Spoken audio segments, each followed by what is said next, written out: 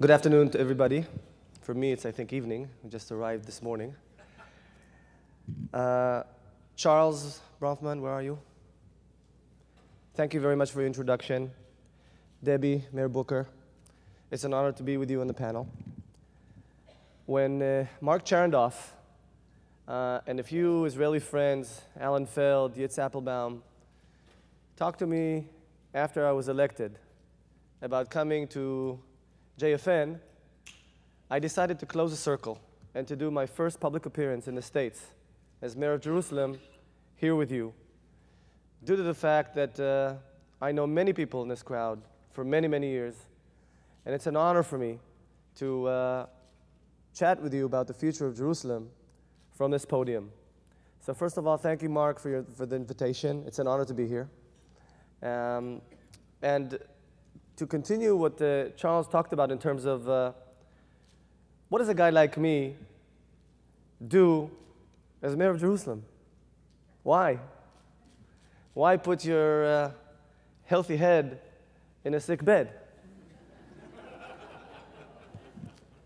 And the answer is I got exposed as a philanthropist. I was minding my own business in high tech for many, many years, thank God. Like other friends I see here in the crowd, we've done for our home. But when I started getting involved in education in the city of Jerusalem and started asking questions and realizing that even if you put millions of dollars in the education system, it's not enough, as Charles said. And you've got to really think about how to make a bigger difference. And then I started realizing that some of the problems is that in Israel specifically and in Jerusalem, we talk about a public sector that is lagging or lacking a few skills, entrepreneurial skills, business-oriented thinking, challenging, focusing on the key problems of the city of Jerusalem, and really partnering with, when needed, with philanthropists, with business people, with government. Partnership in the Middle East, which is used to win-lose environment, is not a simple thing to do. But the exposure as a philanthropist really got me concerned about the facts that many people don't necessarily know. The facts about Jerusalem. That indeed we've become the poorest city in Israel. That we're suffering from negative migration, about 17,000 Jews on a yearly basis. 17,000 Jews. And people leave because they can't find quality jobs, price of housing, the education system, and the services they're getting from the municipality are not competitive enough relative to services they get from other cities.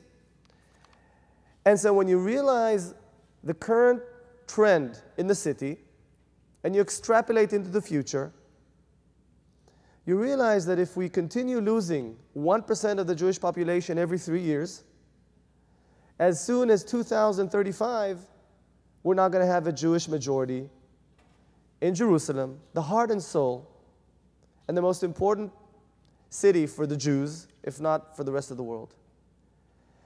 And concerned about those trends is what made me decide to retire 6 years ago and work for $1 a year for the future of the city of Jerusalem. And I realized that you have to come with a different mindset if you want to make a difference in the city of Jerusalem. You have to come with a mindset of getting Jerusalem to stand on its own 2 feet. Let me tell you a story that really influenced my life. And it was about almost 20 years ago, I think 18 years ago. Our business wasn't doing that well. We had a few challenges. It was the beginning of the high-tech career. I worked with my mother-in-law, Lorna Sakalovsky, as Charles said earlier. And one day, I had enough courage to go to Charles Bronfman and ask him for a loan, a $50,000 loan. You think I forgot, Charles? It took us a few years to return that loan, but it was one of the most important things I was ever given, a loan that I had to return. And I worked extremely hard to repay that loan And at the time, $50,000 was what made a huge, huge difference for my partners and I. And I learned from Charles Giving what it is to give people not exactly philanthropy, but to help people stand on their own 2 feet. And when I approach the education system, and I want to focus on job creation in the city of Jerusalem, and I want to focus on getting the young to stay in the city of Jerusalem, it's all with one big vision of changing direction for the city of Jerusalem, keeping the young, the high-educated people to stay in the city of Jerusalem, to provide them better jobs, to provide a better future for the city of Jerusalem and for the kids. And what I've learned in my 5.5 years as a public servant, as head of opposition and now as mayor, that it can be done. It's not an impossible task. And to turn the city of Jerusalem around, you need a few things. You first need a vision. You have to articulate and outline and focus the people on the key critical path issues that must be addressed. And interestingly enough, in the last 5.5 years, with friends sitting here in the crowd, we started initiatives to create jobs and to focus on Jerusalem's competitive advantages and to focus on how reforms in the education system are done in other places in the world than in Israel. Learn from other people's successes. It can be done. And as mayor, I've shared this vision with the people in Jerusalem, running for mayor. And for me now, it's all about execution of the vision of how to take Jerusalem and to return it to the front stage of the world and enable Jerusalem to become a destination site for pilgrims and tourists throughout the world. Exploit the huge potential of Jerusalem. And when we talk about potential, if other major cities in the world like Paris, London, New York get anywhere between 40 to 60 million tourists a year, it's a shame that Jerusalem, with all its assets, we only have about 2 million tourists a year. And in order to improve and increase the number of tourists, we must invest in culture. We must invest in the way Jerusalem looks. And we have to develop the city of David and other huge, very, very important sites in the city of Jerusalem. We have to improve the quality of experience coming to Jerusalem.